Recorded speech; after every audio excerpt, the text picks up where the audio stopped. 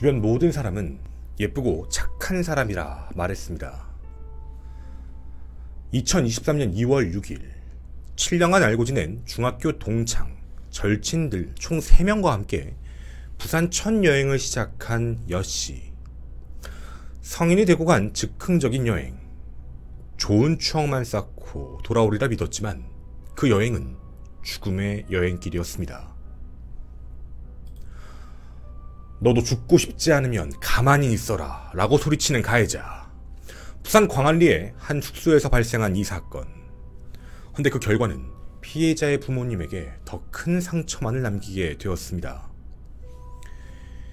20년을 애지중지 곱게 키운 딸아이는 식물인간이 되었고 앞으로 남은 기대 수명은 길어야 3년. 김하 사건 파일, 죽음의 여행길, 군산 폭행 혹은 살인 미수 편입니다.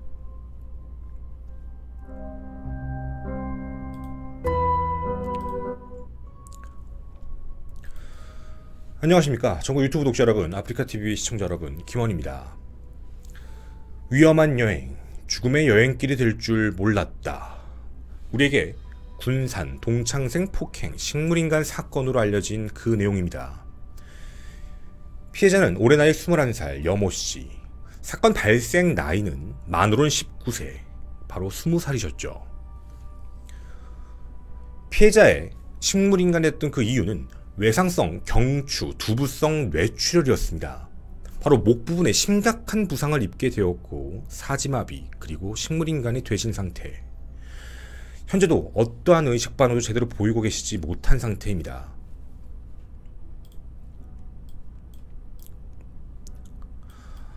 벌써 1년째 병원에 입원해 있는 상태.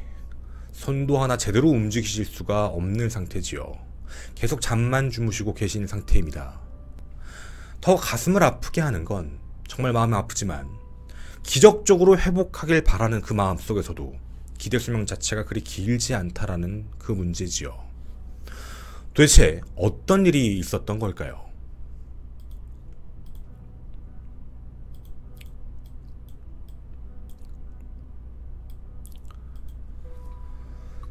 사건은 매우 끔찍하게 진행됐습니다. 사건 당일 부산의 한 숙박업소. 한 남성이 여성의 목덜미를 잡고 2명의 여성을 그대로 밀어 넘어뜨리게 됩니다. 그중 우리가 앞에서 봤던 피해자 여씨가 바로 왼쪽에 계신 분인데요. 목덜미 부분을 선반에 있는 쇠 부분에 강하게 부딪히면서 이런 사태가 발생되었죠. 중학교 때부터 친했던 그 4명이 함께 여행을 갔다 벌어진 일이었습니다. 그리고 이 남성은 다짜고짜 욕설을 계속적으로 내보냈죠. 이 말도 매우 끔찍했습니다. 가만 안 두겠다, 죽이겠다 이런 말하면 폭언이었습니다. 말로는 침대에 누워있는 상태로 말다툼이 생겼고 이 남자인 동창 원모씨가 폭행을 시작했다라는 내용인데요. 그 폭행의 정도죠. 그냥 이해할 수 없는 부분입니다. 머리를 한 차례도 아닌 약 2차례를 밀치는 등 끔찍한 심한 폭행을 저질렀죠. 그 이유가 사실 있었습니다. 친구들끼리 있는 상태에서 말다툼이 시작이 됐고 그때 가해자 원씨가 심한 욕설을 하자 피해자 여씨는 왜 욕을 하냐라고 따지기 시작했고 그때부터 싸움이 시작된 거였습니다.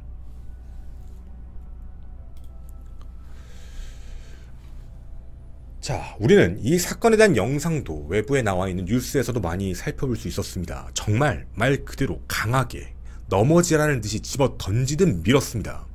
그리고 그 결과 머리를 심하게 부딪히면서 이런 사태가 발생되었죠. 가해자 20살 원모 씨는 불구속 상태로 재판에 넘겨지게 됩니다. 1년이 넘는 시간 동안 구속 상태가 아니었다라는 거였죠. 그 이유는 이 사건이 발생하자마자 바로 사과 한마디도 없이 변호사를 바로 선임했습니다. 도주우려 없다, 증거인멸 없다, 이 이유만으로 불구속 상태로만 재판을 받고 있었습니다. 자, 여러분은 이 사건을 보실 때 이게 우연히 발생한 사건, 뭔가 실수 같다라는 느낌이 드시나요? 아니면 뭔가 다른 느낌이 드시나요? 이게 만약 실수로 친구들끼리 장난을 치다가 밀었거나 혹은 때렸는데 이게 이상한 쪽으로 넘어가면서 실수가 크나큰 결과를 초래했다라고 보는 대목과는 약간 다릅니다. 분명 다툼이 발생했고 원씨는 엄청난 위력을 사용해서 상대방을 강하게 밀었고 결국 이런 결과가 나오게 된 거였죠. 옆에서 다른 친구가 말리는데도요, 너도 죽고 싶지 않으면 가만히 있어 라고 말을 하며 이런 행동을 했습니다. 원씨는 불구속 수사 1년 기간 동안 일상생활하는데 아무 문제가 없었습니다. 친구들과 술도 마시고 PC방을 다니며 게임을 하며 그렇게 재판 결과만을 기다리고 있었죠. 사실 저희는 이 사건을 초창기에 진행을 할까도 고민을 했었습니다. 그런데 재판이 꽤나 길어진 상태였죠. 이유가 있었습니다. 가해자 측 변호사는 이런 주장을 펼쳤거든요. 이 부분에 폭행 사실 정도는 인정할 수 있다. 그런데 지금 알려진 이런 식물인간이 된 것, 전신마비가 된 건 우리 때문이 아닐 수도 있다. 바로 의료과실을 주장한 겁니다. 외상성 뇌출혈로 인한 합병증 때문에 이 합병증 자체가 평상시 여씨가 갖고 있는 지병이 아니었던 게 아니냐라는 의문을 던진 것이었죠. 증명은 피해자 측이 해야만 했습니다. 왜 과연 이런 이야기를 하게 된 걸까요?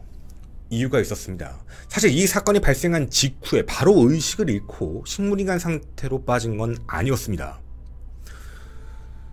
이 사건이 발생한 그날 새벽, 피해자는 자신의 몸에 대한 컨디션이 좀 문제가 있다라는 사실을 알게 됩니다.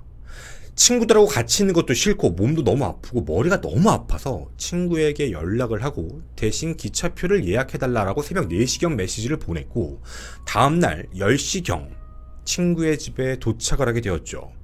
근데 친구의 집에서 상태가 점점 심해집니다. 구토 증상, 어지럼증, 머리에 두통 이런 현상이 계속 발발한 거였죠. 결국 병원에 입원을 하게 되었습니다.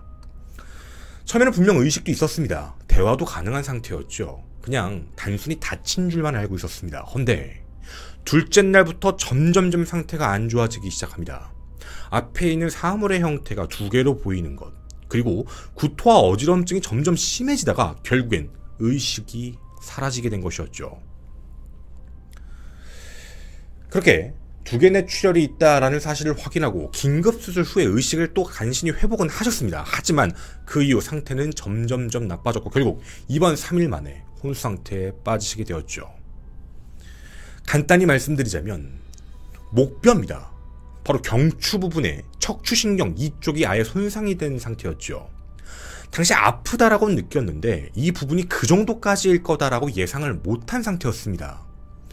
해서 움직이면서 다닐 수는 있다 보니 그냥 괜찮은 줄 알고 있었지만 결국 점차적으로 받았던 충격 때문에 척추신경이 부풀어 오르기 시작했고 호흡마비 증상 이후 혼수 상태가 오게 된 거였죠. 분명한 건 다쳤을 당시에 목이 꺾였고 엄청난 충격 때문에 이런 결과가 나온 것이었습니다. 네. 이런 부분 때문에 상대측 변호사는 자기들 때문이 아니다. 폭행한 건 인정하지만 그 뒤에도 어떤 일이 발생했을 가능성을 배제할 수 없다라는 주장을 계속한 것이었죠. 하지만 피해자는 분명 그날 밤부터 친구에게 굉장히 두통이 심하고 속이 안 좋다라는 그 증상을 얘기하고 있었습니다. 그날 그런 사고가 발생했고 그 사건 이후부터 이 증상이 계속 반복되면서 결국 친구의 집에 가서 더 심해지기 시작해 병원에 입원했던 정황까지 그 사이에는 어떠한 일도 없었죠. 여씨는 부모님께 처음에 제대로 말도 못했습니다. 그냥 다음날 친구의 집에 갔을 때 여행 갔다가 좀 넘어져서 다쳐서 그냥 친구의 집에 와있다, 병원에 간다 이런 식으로만 이야기를 하고 계셨죠. 첫 여행이었습니다. 친구들과 생겼던 문제, 어쩌면 피해자 또한 자신이 이렇게 끔찍하고 큰 부상을 입었을 거라고 상상도 못했을 가능성이 높아 보입니다. 자, 그렇게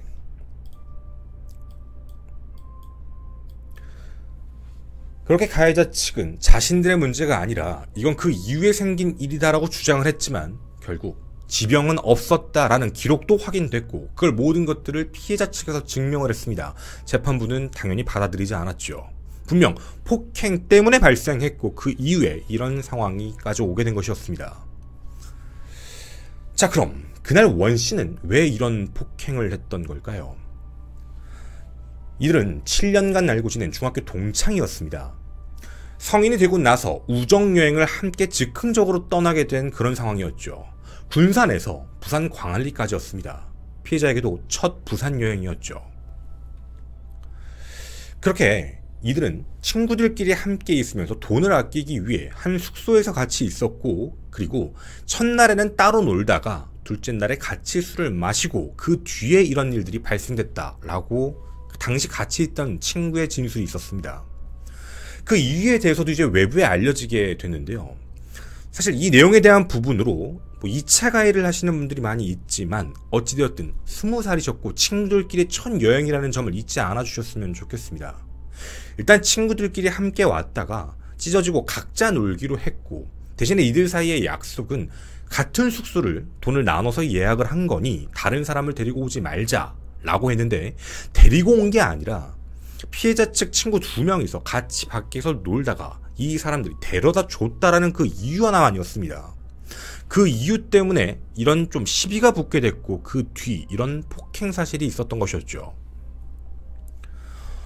원 씨는 술에 취해서 기억이 잘 나지 않는다, 다퉜던 건 인정한다 라고만 이야기를 했습니다. 경찰도 검찰도 혐의를 이렇게 했지요. 바로 중상해였습니다. 어떤 누군가는, 그리고 피해자 측은 왜 이게 살인미수가 아니냐라고 이야기를 하고 있지만 검찰 측은 단호했습니다. 중상해요. 일반 상해보다 심한 과정, 심한 결과가 나왔을 때 나오게 되는 중상해죄. 하지만 변호인 측은 또다시 이런 주장을 펼칩니다. 아니 이게 왜 중상해냐, 일어나서 중간에 갔지 않느냐, 멀쩡히 갔으니까 이건 중상해라고 볼 수 없고 점점 방치하다 심해진 것뿐이다 라는 이야기였습니다.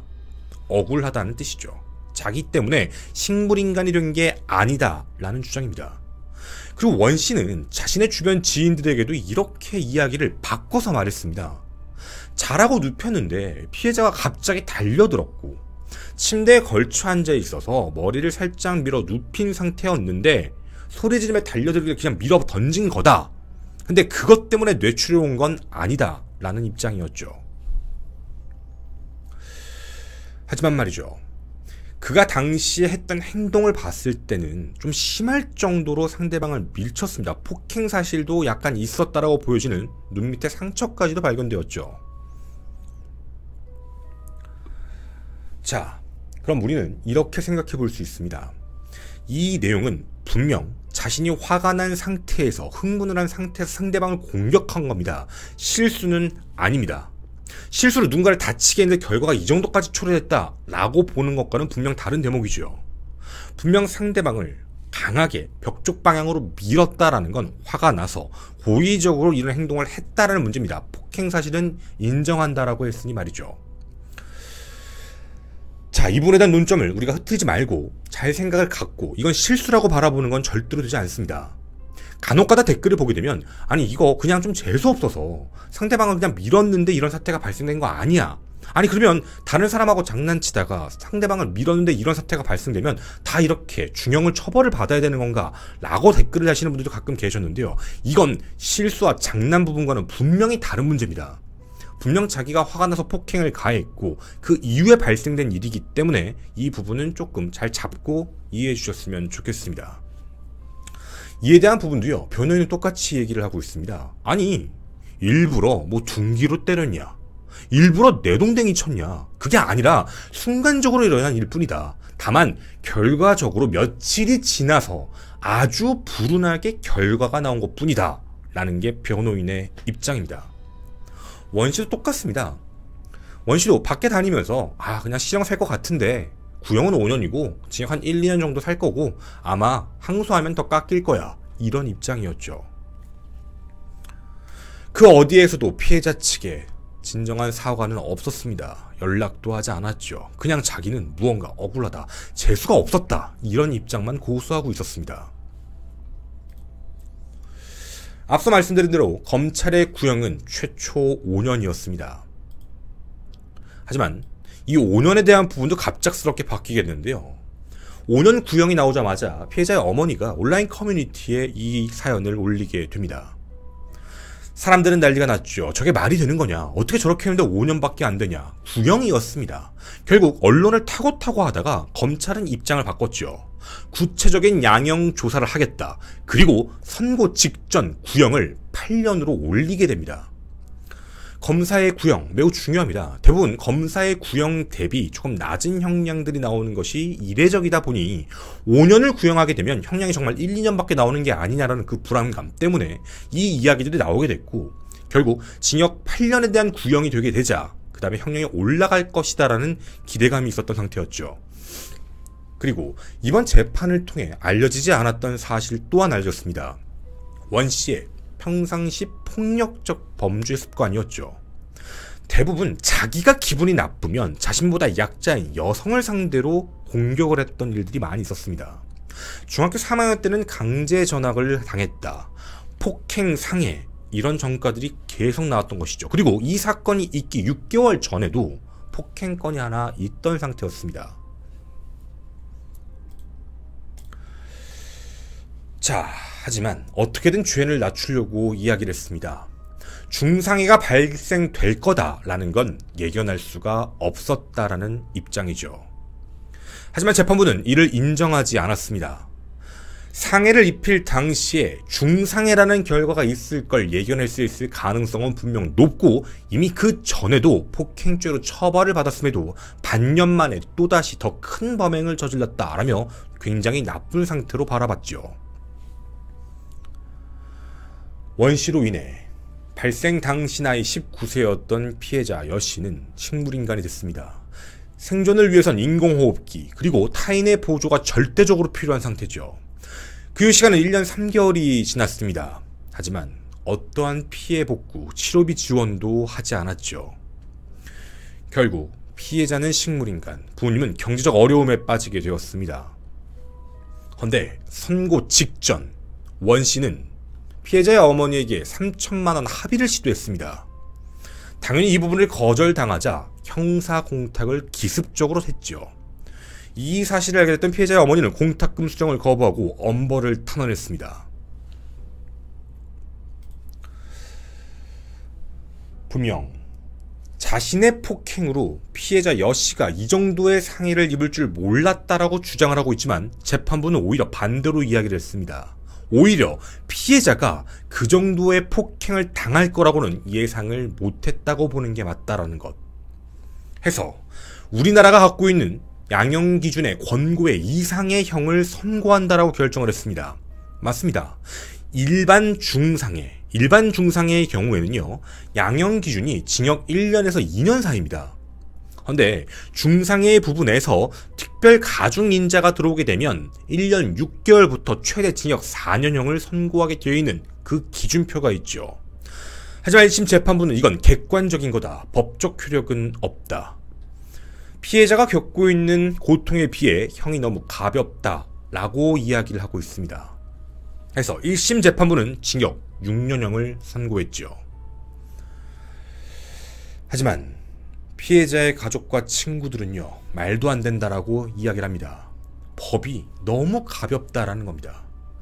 피해자의 아버지는 당시 있었던 다른 재판을 보고 있었는데 사기죄로 처벌받는 사람도 징역 5년을 주더라. 그런데 이 사건, 자신의 딸아이는 이제 꽃도 피우지 못한 20살의 젊은 나이에 앞으로 기대 수명이 2, 3년밖에 남지 않았고 기적적으로 회복한다 하더라도 평생 장애를 갖고 살아가야 하는 이 상황에 징역 6년은 너무한 것 아니냐라고 이야기를 하고 계십니다.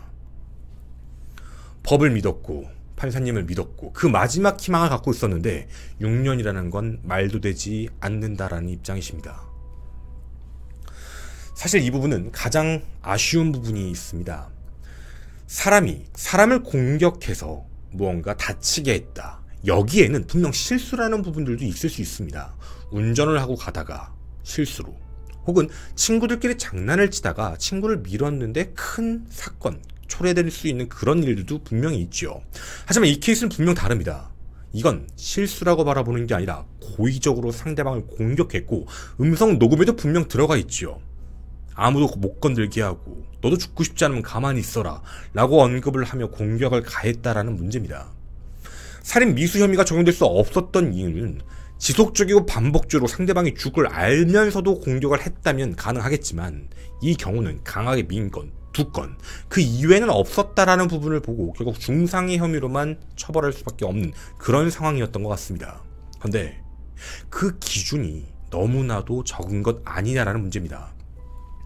사람이 누군가에게 폭행을 당해 나올 수 있는 것, 우린 많이 알고 있습니다. 전치 2주, 전치 4주, 그리고 그게 점점 심해지고 강해지다가 보면 결국에는 사망에 이를 수 있는 것, 그게 치사거나 살인일 수도 있죠. 범주는 매우 넓고 다양합니다. 그래서 각 범죄의 죄명에 따라서 형량의 스타트부터 아예 다르게 출발을 하죠. 헌데 중상해는 그게 너무 짧은 게 아니냐라는 그런 입장입니다. 피해자가 입은 그 상흔을 생각하면, 피해자가 겪어야 될 평생의 고통을 생각하게 되면 정말 살인죄, 살인 미수에 준하는 만큼의 형량이 나와야 되는 게 아닐까라는 생각이 드는 대목이죠. 특히나 이 사건의 피해자는 기대 수명이 매우 적습니다. 사실 다른 사건에서도 정말 많이 들었습니다. 피해자의 부모들은 이런 이야기를 합니다. 그러면 이 인공호흡기를 우리가 지금 떼야 되냐? 연명치료를 하지 않아서 저 범인이 더 형량을 높게 받게 해야 되냐? 네, 사망을 하게 되면 중상해가 아니라 치사, 이런 죄명으로 변경되니 말이죠. 하지만 이건 피해자들에게 또다시 고통입니다. 기적적으로 회복하실 수 있다는 것, 누구나 바라고 있는 내용입니다. 하지만 그 안에 있는 형량에 대한 문제는 누군가의 인생을, 평생을 송두리째 앗아간 것 치고는 너무나도 낮은 게 아닌가. 이건 실수라고 바라볼 수도 있는 게 아닙니다. 가해자는 분명 피해자를 심각할 정도로 던졌습니다. 이런 결과가 발생될 거다, 아닐 거다, 조금 다칠 거야, 일지, 정말 크게 다칠 거야, 일지 예상할 수는 없었겠지요. 하지만 이런 행동을 고의적으로 한 건 본인입니다. 그 결과의 책임을 져야 되는 것도 본인이죠. 그리고 피해자도 원해서 그 정도의 상태까지 간 게 아닙니다. 대한민국의 형량의 범주, 그 사이사이에 있는 갭들이 없어지길 바라는 마음입니다. 1심 재판부의 징역 6년. 왜 피해자 측은 많이 불안할까요? 항소심이요. 가해자 측은 분명 이렇게 얘기할 겁니다. 양형 부당. 지금까지 나와 있는 중상의 형량치고 너무 높게 나왔다. 우리가 과거에 봤던 그 수많은 판례의 사건들을 얘기하며 자신의 6년은 너무 높다라는 언급을 분명히 할 겁니다. 너희들이 양형 기준표를 만들어 놓고 이렇게 높게 하는 건 잘못된 거다라는 주장을 할 것이죠. 하지만 매번 이런 이야기를 드렸습니다. 중상해, 그 뒤에 치상, 그 뒤에 살인, 그 범죄에 대한 부분의 갭이 큰 게 아니라 피해자가 겪은 고통, 그 결과에 맞춰서 그 정도의 형량까지 올라갈 수 있는 것, 그래야 조금이라도 피해자를 위로할 수 있는 길이 아닐까요? 원 씨는 별로 떨고 있지도 않은 모습이었다라고 저에게 제보가 들어왔습니다. 그냥 별 형량 안 나오고 몇 년만 살고 나오면 되지 뭐. 그래봤자 자신의 나이는 20대니 말입니다. 이런 사람 정말 다시 나오면 정신 차리고 살까요? 지속적으로 자기보다 약하다고 생각하는 사람을 폭행했습니다. 정말 교정교화되면 다행이죠. 근데 저희는 교정교화가 되지 않은 케이스를 너무 많이 보았습니다. 또 다른 피해자가 발생되면 그땐 누가 책임질까요? 원씨는 지금 무슨 생각을 하고 있을까요? 조금이라도 피해자에게 미안한 마음은 있을까요? 저는 감히 이렇게 얘기하고 싶습니다. 원씨는 어떻게든 항소심에서 양형부당을 이유로 자신의 형량을 낮출 생각만 하고 있을 겁니다. 1심 때 쓰지 않았던 반성문, 이젠 많이 쓸 것 같네요. 그 반성문 어떻게 쓰는지, 무슨 내용을 적을지 저도 꼭 확인해 보도록 하겠습니다. 여러분은 어떻게 생각하시나요? 6년이면 된 거다, 아니면 앞으로 이것도 바뀌어가야 한다. 선례를 만들고 판례를 만들어서 누군가를 공격하고 고의적으로 폭행한 사람들의 형량의 범주는 피해자가 입은 상처만큼 피해자의 앞으로에 대한 어떻게 보면 후유증이죠. 그 지수만큼 조금씩 넓혀가는 부분들. 여러분의 다양한 의견 기다리도록 하겠습니다. 저는 기말사건 파일의 김원이었습니다. 감사합니다. 뒷이야기 잠깐 가도록 하겠습니다. 제가 이 사건에 대한 부분을 진행하는 부분에 있어서 좀 많이 걱정하고 고민했던 부분들이 뭐냐면, 대부분 현장에서 뭔가 심각한 피해가 와서 되는 케이스가 아니면 대부분 변호사들이 뭐 지병이 있었던 거 아니냐, 왜냐면 그 뒤부터 점점 상태가 안 좋아졌다, 뭐 의료과실 아니냐, 이런 걸로 많이 걸어요. 근데 이 케이스 같은 경우는 그건 인정 안 했죠. 밝혀진 거니까. 근데 또 그거 말고는 이런 이야기들도 있더라고요. 그냥 맹목적으로 그냥 아무 생각 앞뒤 안 재고 그냥 막 피해자에 대한 2차 가해를 서스름치 않게 하는 정말 이해 안 가는 나쁜 사람들도 많지만, 뭐 좀 아쉽다, 안타깝다, 뭐 왜 친구를 그렇게 사귀었냐, 뭐 이렇게 얘기를 하시는 분들도 많이 계신데, 저는 옹호를 하는 게 아니고요. 사실 이런 부분들에 대해서 그런 건 있는 것 같아요. 우리가 나이를 먹으면서, 저도 고등학교 때는 모든 친구들이 다 친구였었어요. 되게 다들 친한 범주가 넓었으니까. 친구들 사이에 갓 고등학교 졸업했고, 그리고 또 이렇게 여기가 군산인데 지역이 좁으면 좁을수록 되게 친한 사람들의 무리들이 이렇게 다 이어져 있고 서로 얽혀 있는 관계가 좀 있다 보니까, 근데 이제 저도 살다 보니 점점 연락도 안 하게 되고 뭐 안 하는 게 대부분이니까, 그렇게 각자의 삶을 살아가면서 각자의 판단으로 좀 안 좋다라고 판단하면 뭐 그런 것들도 나오고 이제 갈라서고 이런 케이스들이 많이 생기는데, 지금 이 케이스 같은 경우에는 피해자가 이제 갓 고등학교를 졸업한 갓 20이에요. 당시에 그때 만 19세. 물론 그걸 가지고 왜 그런 친구를 뭐 못했냐, 뭐 못 갈랐냐 이렇게 얘기하시는 분들, 그건 뭐 안타깝다라고 표현하시는 부분까지는 뭐라고 뭐 그런 거는 그럴 수 있는데, 저는 사실 2차 가해에 대한 부분은 좀 아니었으면이라는 게 좀 있었어요. 가족들도 볼 거니까 좀 그 부분에 대해서였고, 제가 이 사건에서 꼭 얘기하고 싶었던 부분은 그 양형에 대한 부분이었었어요. 사실 혹자는, 저도 이 사건이 징역 6년이 나왔을 때 주변에 있는 많은 뭐 법조계 계신 분들 다 그렇게 얘기해요. 6년이 많이 나온 거다. 옛날에 부산 돌려차기에서도 똑같이 그런 얘기가 나왔던 것처럼. 근데 제가 이런 게 바뀌어가야 된다라고 자꾸 언급을 드리는 이유가, 과거의 판례, 과거의 선례를 가지고 그 기준점을 세운 다음에 형량이 그대로 일치돼야 된다라고 얘기를 하면, 우리나라 5년이 지나도 10년이 지나도 똑같은 범죄 행위에 대해서 형량이 동일해야 된다라는 그런 게 오는 거거든요. 하지만 사회가 바뀌고 문화, 경제적인 게 바뀌면 사람들이 느끼는 법 감정은 변화할 거고, 그거에 대한 불안감도 바뀔 거예요. 그래서 그런 부분에 대해서 선례를 새로 만들어야죠. 저도 상해, 중상해, 치사, 살인 이런 범죄에 중간에 갭이 생기는 걸 좀 문제가 있다고 보는 타입이에요. 그러니까 교차점들이 생겨야 된다고 보거든요. 교차. 그러니까 교집합. 예를 들면 상해와 중상해도 교점이 있어서, 상해에서도 정말 센 상해는 중상해의 초반부에 해당하는 정도, 중상해의 끄트머리도 치상이나 살인죄까지도 갈 수 있고, 왜냐면 그건 피해자의 입장이니까. 그러니까 이런 부분들이 좀 변경됐으면이라는 생각 때문에 이 방송을 진행했던 거지. 그리고 피해자분께서 빨리 쾌유하셨으면 좋겠다라는 내용인 거지.